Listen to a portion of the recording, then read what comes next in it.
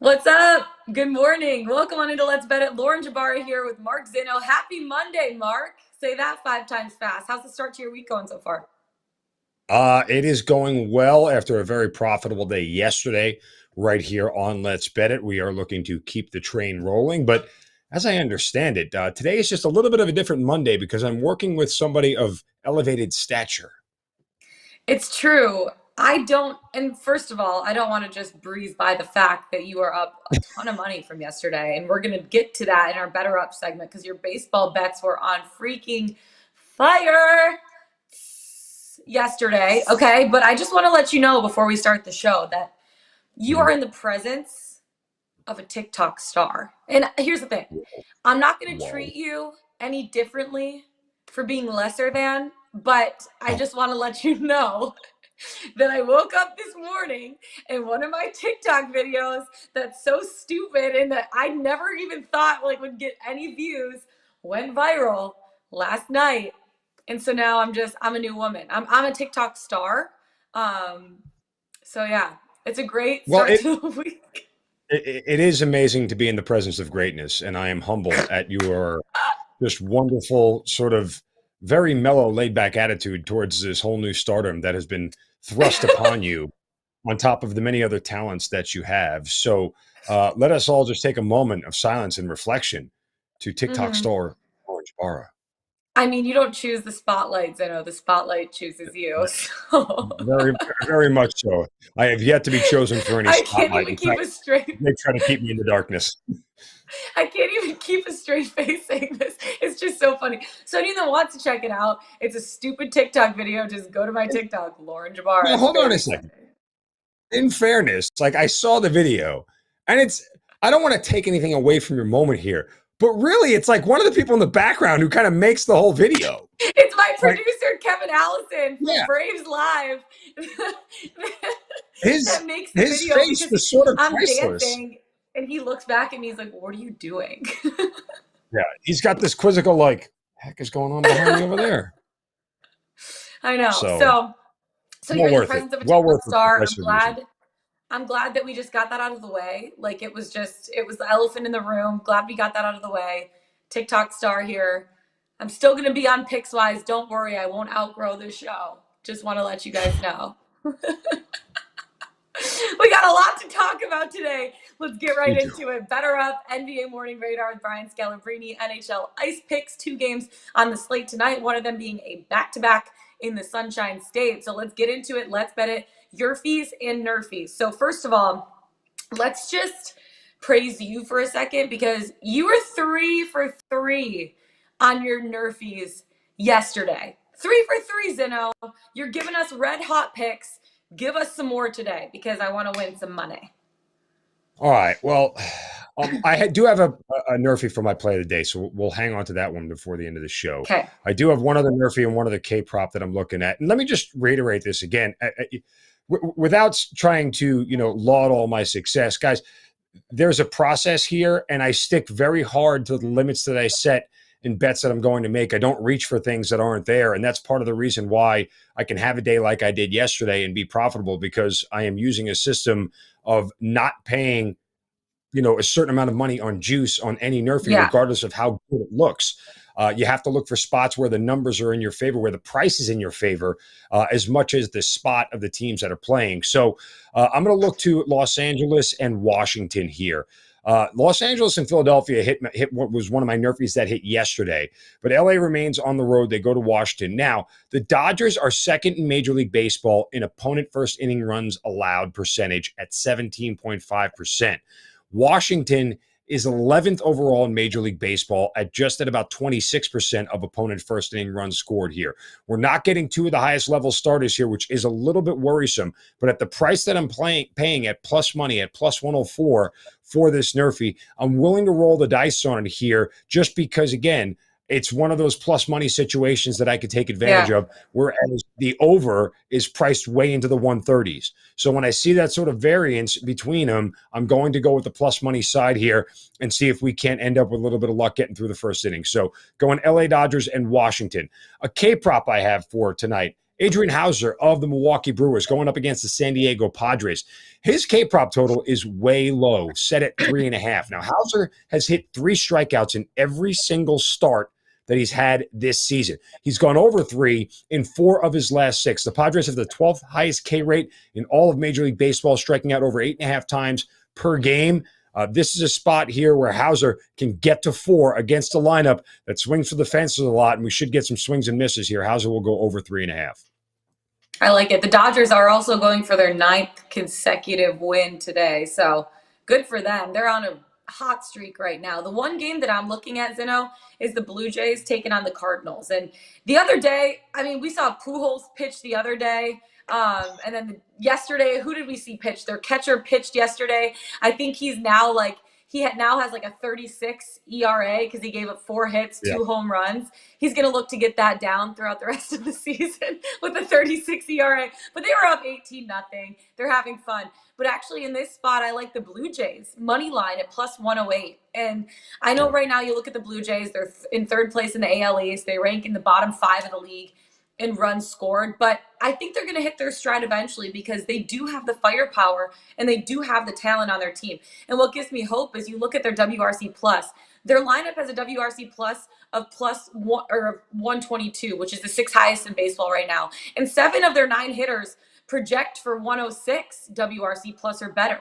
Their offense ranks 5th in zone swing rate. They're facing a guy like Miles Mikolas, I don't even know if I said that right, who relies on called strikes by pounding the ball in the zone. Well, this is, a really good time for one of the most powerful teams in baseball to take advantage of that. The Blue Jays, in my opinion, are the deeper team and more talented team, and they have a better pitcher in Jose Barrios on the mound tonight. So you look at the pitcher-hitter matchups, and in terms of plate discipline tendencies, it favors the Blue Jays in this spot, and you're getting them at plus money.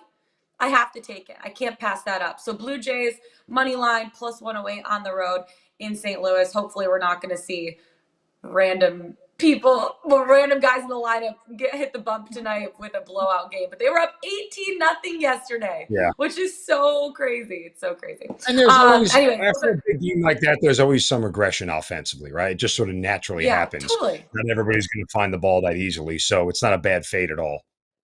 Yeah, totally. Fading the Cardinals and then seeing the potential that the Blue Jays have. They just haven't necessarily hit their stride yet at this point of the season. But what's better than a Monday fun day to be able to hit your stride? Speaking of Monday fun day, let's bring in a guy that has a lot of fun, Brian Scalabrine, to chat a little NBA action because we got a big game 4 tonight between the Miami Heat and the Boston Celtics. Scal, were you at game 3? Did you witness that in person? How was it?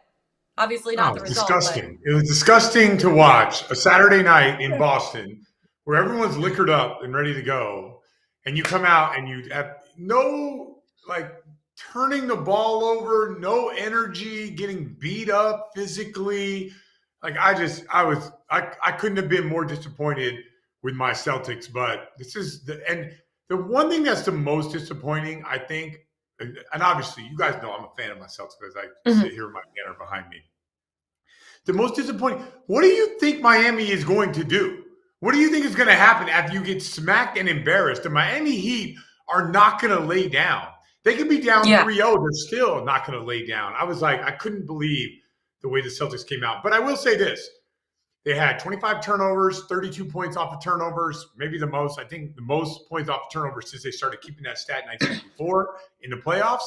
And they had a 1 point. They were down by 1 in the 4th quarter, and they got bailed out by Max Strus. So I do feel like the Celtics are the better team. I still feel that way. But obviously you still have to play like you're not the better team. Now you have to have the edge that you're not. Well, Max Strus, after getting his ankles broken, after getting his ankles broken, basically in game 2, wanted to come back and show that his ankles are still alive, RIP to his ankles in game 2. Right. Scal, literally the Heat are 2 quarters away from being down 0-3 in this series. That's the bottom line. If you erase the 3rd quarter in game 1 and the 1st quarter in game 3, they don't have a leg to stand on here. They've been outplayed every other quarter of this entire series or matched every other quarter of this entire series. Boston, when they put together 4 quarters, is clearly the better team here. I'm backing them tonight, laying the 6.5. And it was shocking because after they lost that game, they actually opened up as a 7-point favorite. And my first reaction was, what? Crazy. How's that? And then you sit here and you start to think and you go, wait a minute. Boston is clearly the better team. And they just have 1 or 2 hiccups that odds makers are looking at and going, it's not going to continue. They're too well coached and they're too disciplined to figure this thing out. And everybody on Miami seems to be banged up here. I think I'm looking for a huge sort of blowout, game 2 type similar win for the Celtics tonight. Yeah, so me too. But if you've watched, like I've been taking the unders on this series, and then wacky stuff has been happening. So in the fourth quarter, let's say it's a 13-point game and they clear out. Miami plays hard, presses, and makes a crazy field goal. Don't you think 6.5 is a lot? I do think I'm so spot on with you. I feel blowout, like it's another blowout. Yeah. Like this series has had nothing but these high swings where it's 39-12, 39-14, 35-15. So I do feel like a blowout is coming, but 6.5 seems like a lot. But here's what I will say. Don't you find the series price to be interesting when the better team is down? They don't have home court advantage. When you factor all that in, I'd be shocked if the Celtics don't win this series. But I've been seeing numbers like they're getting plus 110, plus 115, plus 125. The series bet is where you need to jump on if you think the Celtics are going to win, because you're never going to find, once they win this game, you're never going to find odds like that. The Celtics have this weird thing of like huge overreaction in this series. When they won game 2, the series price went up to it was a crazy plus 425 or minus 425. Yeah. Now they lose this one game where they probably should have won. They played so bad, still had a chance to win in the fourth quarter. Yet the thing swaps all the way to the other side. I'm loving the series line tonight. Yeah. Before we get really deep into the game tonight, let's talk yesterday about the Warriors Mavs. First of all, before we even get into the game, did you see Charles Barkley try to get off that horse on the pregame show? Did you guys see that? It was hilarious. It was so, honestly, that was maybe my favorite part of the day yesterday. But how many games, Scal, does this Warriors Mavs series go? I hate 3-0 series because you remember when the Warriors had control of the Memphis series and they lost by 55 and they ended up winning it at home? I just hate these things because so much more emotion comes into it. You don't know where Dallas stands with their back against the wall. You don't know where the Warriors stand. Do they want to get through this series and start their rest? Or are they just whatever, we got one, we're going to close it out at home. So I steer clear of these. If it was in an ideal world, obviously the Warriors are a better team than the Mavs. I've talked about it at length on this show. They just don't match up well. The Mavs defense does not match up well to the motion of the Warriors. But in games like this, you have no idea how these things are going to unfold. So I'll steer clear of it. There's no reason to bet the series line. It's plus 10,000 or something like that. So it's not worth it. To me, I know that the Warriors are going to win this series. It's just why go down the road of seeing how the emotional temperature of the Warriors or even the Mavs, maybe they don't want to be embarrassed at home. Maybe Jason Kidd's got them thinking, let's shock the world. So I think this thing will end. Whether it ends in 4 or 5, I'm not sure. All right. Well, look, we have to address right now. The last time the three of us were together, our Pickswise player prop parlay cashed. Do you guys remember? It's plus 619. Plus 615, baby. And it was that last garbage rebound that got us over 7.5 that put us over the top. So congratulations to us, pats on the back. Also, big thank you to Scal as we were tweeting back and forth after he talked me off the over in the game and then got me on the Warriors team total over, and they came all the way back and cashed for me. So thank you, Scal, on that one. We owe you props there. But I will say this much. Again, I've been tailing you on the Steph Curry rebounds prop, and over 5.5 again last night. It is like clockwork at this point in time. He's playing that low man. So all the people who guard on that team are guarding the perimeter. Dallas likes to spread you out. So if you take the greatest rebounder in the history of the game and you put him on Luka Doncic or whatever, then there's going to be someone that's cleaning that up. So Steph Curry's taking advantage of defensive schemes. that the Warriors are running. And you're right, he's been nailing the over rebounds, but it's more schematic than Steph Curry deciding to be, like no, sure, I get it. It cashes. Who cares? Yeah, for sure. Okay, back to the game tonight. So obviously you've watched the Celtics team extremely closely all season long. What are your best bets heading into tonight's game? And you think it's going to be a blowout, right? So I do, but sometimes a blowout, or not a blowout. Let's call it a game where one team is going to win, and the other team you have you don't have any faith that they're going to make a comeback. Yeah, that could end up being like a 5-point game. I know that the numbers would say that, but as I watch a team at home, answering the call, that game could be floating at 12. So I do think I like where you're going with this. But the way I'm looking at this whole thing is the Celtics are going to win this game. And I like the series price. So I'm not doing the one prop that's interesting is the Jason Tatum coming off of a bad game. He always backs it up with a phenomenal game. But PJ Tucker has been a beast on him. It's been a problem for Tatum. You look at the percentages, I think he's shooting 25%, 23% with PJ Tucker guarding him. So normally I would back a Tatum prop after a bad game, but the series price, I'm just going to focus all my attention to the series price, because once they win this, it's going to swap again, and it's all of a sudden the Celtics are going to be a plus 350, plus 375. If I get it, I'm sorry, minus 375. If I get it at plus 120, then I'm just sitting there with house money, kind of watching Game 5 unfold. And at that point, I'm in a really good position moving forward no matter what. So my whole focus is trying to take advantage of what I think is not a correct number, which is the series price, with the Celtics being underdogs in a game where they should not be underdogs. Right. Mm-hmm. Scal, let's talk scheme here for a second, because I'm curious. Kyle Lowry has had a profound impact on the Heat offensively. And I think you saw that, especially when Jimmy Butler went out in the second half. But more so when Kyle Lowry and Jimmy Butler are on the floor together, he seems to energize Butler in ways that when he's not on the floor, you could tell something is missing. What is it about Lowry that he adds to that Heat offense? Yeah, so a few things when it comes to Kyle Lowry is a superstar in my book because I value winning, right? He's a winner.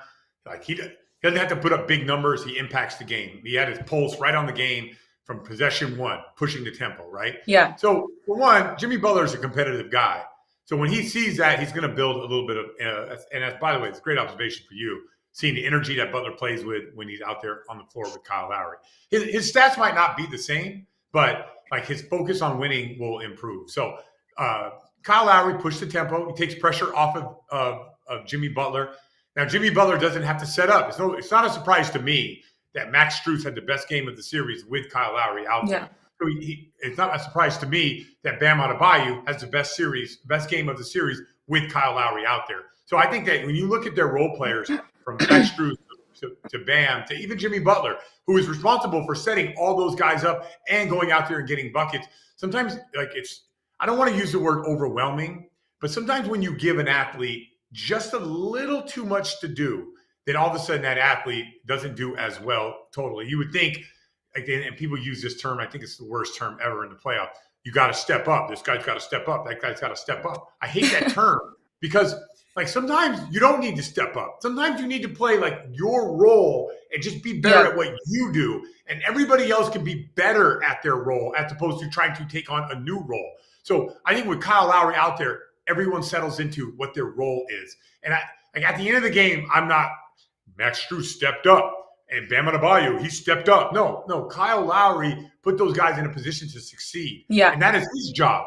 And that is Kyle Lowry stepping up, So I just feel like he takes a ton of pressure off of guys like Jimmy Butler, which you have to admit, you look at the Miami offense, without Kyle Lowry, the players just aren't good enough. But with him out there, PJ Tucker had 17 points because he gets a bunch of wide open shots.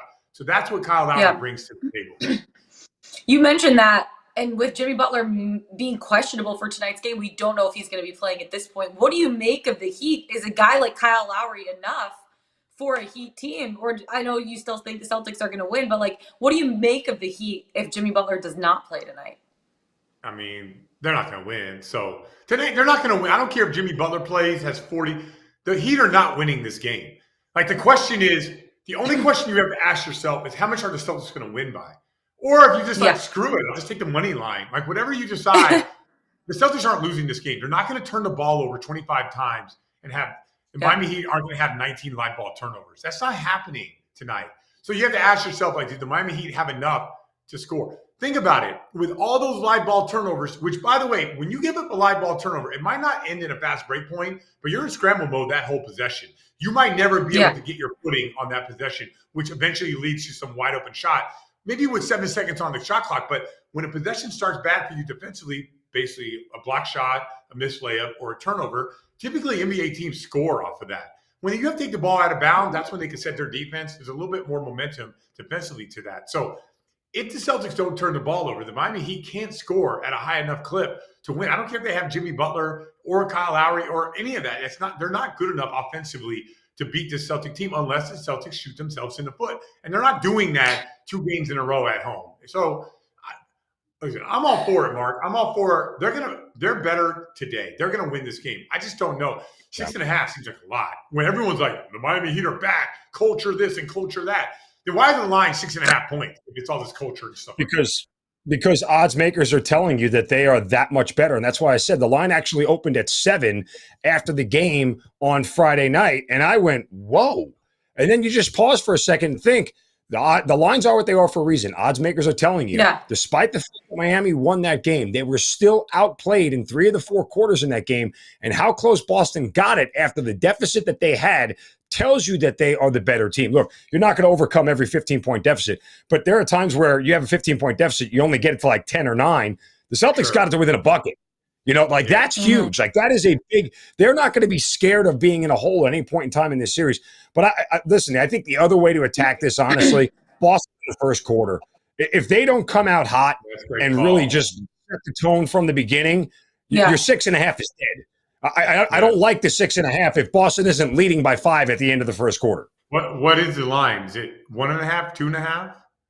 That's a great call. And by the way, when the Celtics are at their best, they come out with a great first quarter. And even add to that, I get it. Like, minus 2.5, minus 104. Minus 2.5. Yeah, I'm not trying to just sit over here and tell you how good my Celtics are, but they made that comeback, a 26-point lead comeback, and Jason Tatum was awful. He was terrible that game. Daniel Tice was a 0 that game as a starting center. Like, it's unheard of for them to get back into that game. It's one thing, and here's another one for you. In the first half, they had 15 turnovers. Wait, hold on, let me get this right. No, 12 turnovers in the first half. They're getting smacked, right? In the second half, they had 13 turnovers. So it wasn't like they took care of the ball. They made shots. Tatum was terrible, and they still turned it over and still walked down a 26-point lead. So to me, it's no question. I don't feel comfortable in a playoff game with 6.5. I just don't, because you never know what's going to happen. It's a big spread, right? It could be a 9 and a crazy 3 at the end. It's just a big spread. But there's no way they lose this game today. Yeah. Scal, we're rooting for your Celtics. Have fun tonight. It's going to be great. I'm rooting for them too. And I'm actually taking the Celtics laying 6.5 in this spot. So I think they're going to win. I think they're going to blow them out. Regardless of Jimmy Butler. We're not doing our parlay, or we are? Oh, should we do parlay? Well, we won last time. Let's do it. You know what? I'm jumping on Mark's. I'm taking Celtics first quarter. That would be part of it. I already hammered it while we were talking, so we're good. Go ahead. Go get it. So wait, what's our parlay? No, it's you're the host. We're just like no heads here. Yeah, it's your thing. That's outstanding. You're the host. You do this. So I like the Celtics laying the 6.5 points. I'm just going to do the straight up spread. All right. Well, the player prop position here, I would say this. There's one spot I'm looking at here. I don't know about you, Scal, but this kind of feels like Al Horford game 4 against the Sixers. Game 4 against the Bucks, where he, puts out an 18-point night. I think Horford is going to be one of those guys tonight who ends up having a good game. His point total is at 11.5.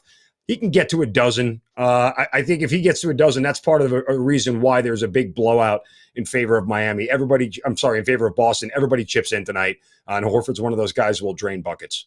So do they all have to be player prop, or they can be any prop? No. We can do whatever we want. I got Celtics first quarter. If you didn't take it, I'm taking Celtics first quarter. So we have Celtics for James, Celtics first quarter, Al Horford over 11.5. Yeah. Yep. We'll get that. We'll get those odds. I don't know if Jack can work that fast. Jack Harrison, give us the odds for that. Drum roll. It ain't gonna work that. And by the way, while we're rating Scal, I like the over again tonight too, which basically, hit by the skin of its teeth last game. You saw that? Yeah, I was on over. Here's what I'm done. Let me explain to you. I have an interesting relationship with basketball. I love it. I'm like, it's part of my soul, right? It's something I even teams I want to lose, I love good basketball. I loved Kyle Lowry. I enjoyed every assist, every flop, every time he bitched at the ref. I enjoyed all of it, right? I'm no longer in the playoffs ever going to bet an under again because I don't like taking unders. It throws me off. It makes me in a bad mood. I'm telling you, I can't root against beauty. I can't root against the fabric of how I am raised and what I do for a living. And I am never again going to take an under, ever. I like it. Okay, so we can't combine first quarter and Celtics laying 6.5. So I'm going to say mine is going to be Jason Tatum over 3.5 threes is what I'm going to put for mine. Oh, that's a lot. So we have Jason Tatum, and that's plus money too. So Jason Tatum over 3.5 threes, Celtics first quarter spread, and then Zeno, what was yours again? Al Horford over 11.5 points. Al Horford over 11.5. What do we got for this? We're still waiting. He can't root against beauty. Apparently, he's never been in a college bar at 2 a.m. No, man. God bless. You guys don't understand. Like, basketball to me is like, it's really high up there. I'm not just like some guy that does this on the side. Like this, I coach AAU. I play pickup. My whole life is centered around this one thing. And rooting for the under, it makes me in a bad mood. It's just not good. I hate doing it. Nick Scout, like I didn't put any money on the under, but I'm watching it thinking in my mind going into it, the under's going to hit. When he hits that three at the end, deep down, I want to smile, but the fact that made it go over, I'm just not doing unders anymore. It takes a special breed to bet unders, and I love doing it. I love under sweats. It's the second best kind of sweats behind meat sweats. You know, when you go like eat too much steak, or you go to like a restaurant, you just start. Man, I've had too much food, I just start sweating. Yeah, those are my favorite sweats, but under sweats right after. What's our prop bet?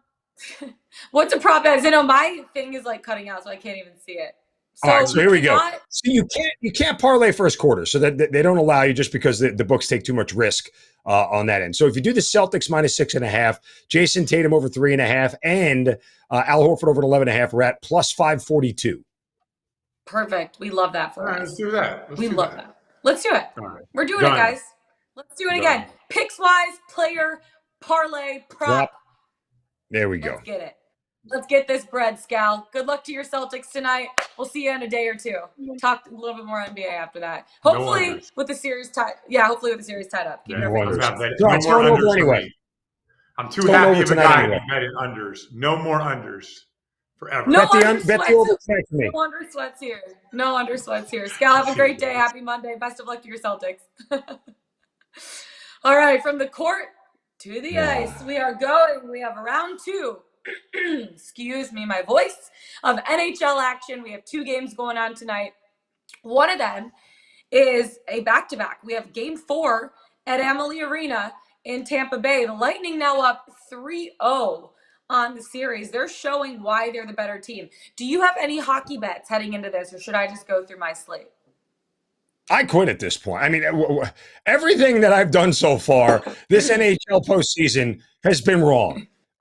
Picking unders, Penguins, Rangers, they score 77 goals. Fade the 15-goal game after the Flames and Oilers, of course, that one goes over. Play the over last night, the Oilers and Flames. They scored 3 goals in the first period. The over doesn't hit. I have Florida yesterday on the money line, expecting them to actually show up and play a damn game in this series and act like the best team in hockey like they were all season long. They get their butts beat. I mean, I didn't play the Rangers. Of course, they hit the money line. You mad, bro? Or are you good? You mad or you good? I should just stick to first period totals, and that's it. It was my hockey wheelhouse. I got away from it. I tried to get cute, tried to get fancy, and I got it wrong. This ain't the time of the year, Zeno, to get cute, okay? No. Stick with what I'm works. not cute. If it ain't broke, don't fix it. Don't fix it if it ain't broke. Okay, I will go with what's been working for me because I didn't have any bets yesterday. I took the day off from betting, Pickswise, everything. I just was working Braves yesterday. But on Saturday, with the one game going on with the Avs Blues, was that Saturday? Yeah, Saturday. Mm-hmm. The Avs Blues game, I hit my over, and I hit my Avs three-way money line. So I felt really good about it. We'll get into that game in a second. But first of all, I'm starting with the Lightning three-way money line. I think this is going to be a series sweep at MLB Arena. The Lightning are on the verge of eliminating the Panthers for the second straight postseason. The series has not been as lopsided as the 3-0 result at this point is. Like, you look at Florida, they have a 51.15 expected goals for percentage at 5-on-5 play. Tampa only has a 48.86 expected goals for at 5-on-5 on this series. So the difference has been special teams and goaltending.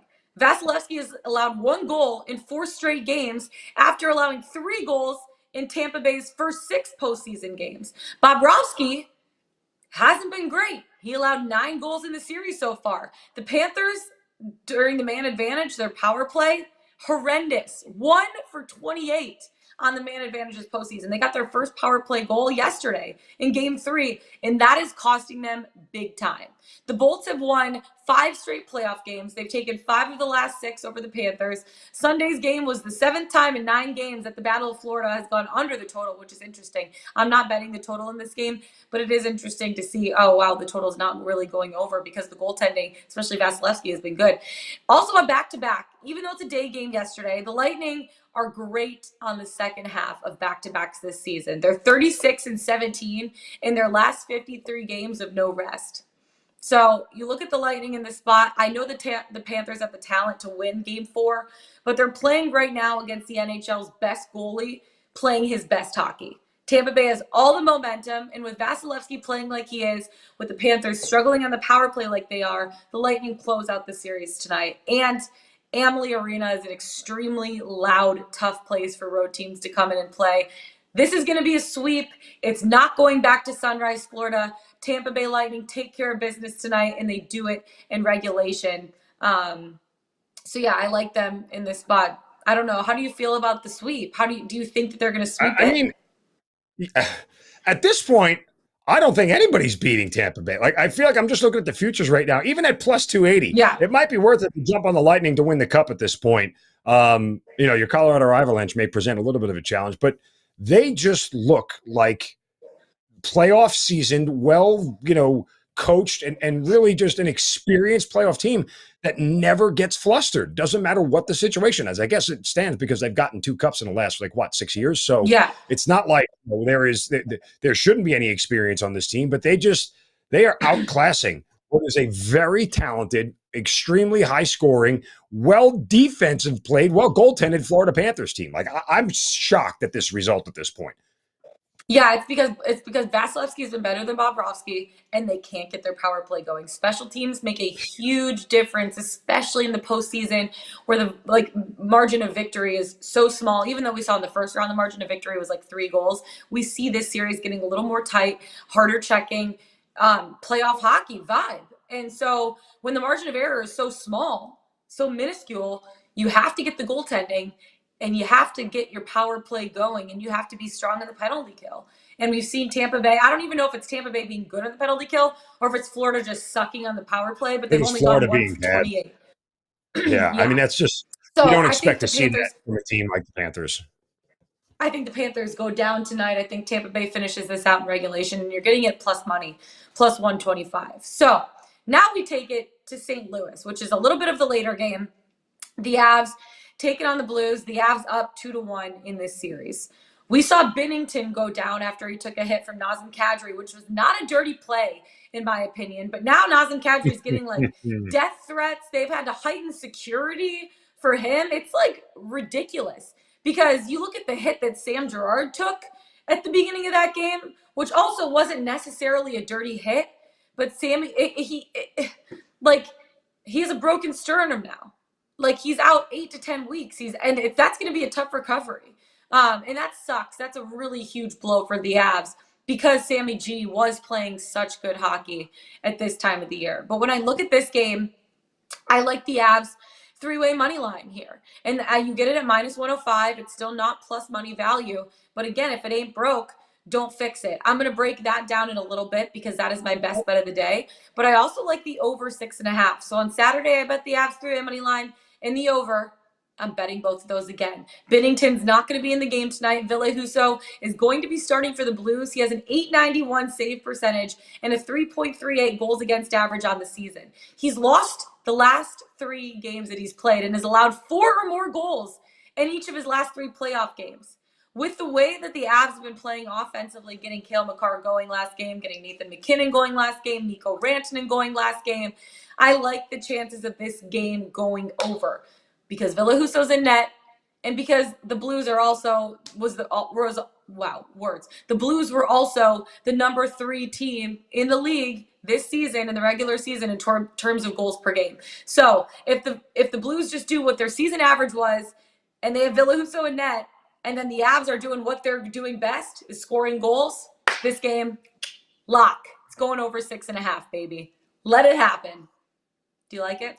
Listen, I hope you're right. And I wonder if the death threats for Nazem Kadri were from one Alex Glaze, who bet on the Blues in that game and was on the wrong side of it. Yeah, you know how Alex he gets very, very agitated. Yeah, I mean, he even texted me yesterday. He goes, the Avs are the dirtiest team in hockey. I'm like, Alex, you were not a Blues fan until there was something up for grabs. My Ice Queen crown. I'm sorry. It's still here. My crown is still here. Actually, I am your loyal servant. I am a peasant in your kingdom, Your Highness. I have no desire to take your Ice Queen crown at all. Thank you. I appreciate that. I really do. I was actually looking because it was my friend's 30th birthday the other day, and you didn't forget that one? Stand by. Hold on. Stand by. Look, on the bright side, Lauren actually remembered a friend's birthday, so I guess that's worthwhile. We have a crown. The other side actually says happy birthday on it. The other side literally says happy birthday, but we'll just turn it around, and now it's my hockey Ice Queen crown. So I'm going to wear this the rest of the show. I'm going to wear this the rest of the show into my play of the day. I don't even know I didn't have this sitting next to me a little bit earlier. Okay, before we get into our play of the day, Zeno, let's go to Pickswise.com. What is our 3-star play of the day on the website? Well, I just got one quick question before we give out the 3-star play. Since you have an Ice Queen crown, can I have a Nerfy cap?